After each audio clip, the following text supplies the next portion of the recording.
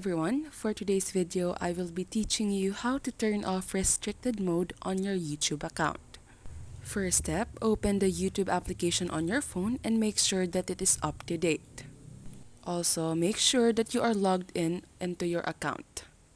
Now, when the restricted mode is opened or turned on your YouTube account, you'll see this prompt when you try to watch a video. This means that you cannot see the comments or even watch the video itself. To fix this, just go back to your YouTube home account, press the profile icon at the top right corner of your screen, and then press the settings icon which is just above help and feedback.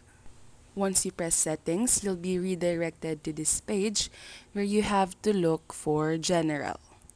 So just press the general button, and once you press this button, you will be redirected to this page where you'll see the option regarding restricted mode. What you have to do is turn this off by making sure that the button beside this is color gray and not color blue. Once you turn off the restricted mode, you'll be able to watch all videos on YouTube and even see all the comments. If this, however, does not work, you might have set your age in YouTube below 18, so what you can do about this is create a new account where you have to set your age above 18. And that's how easy it is to turn off restricted mode on YouTube.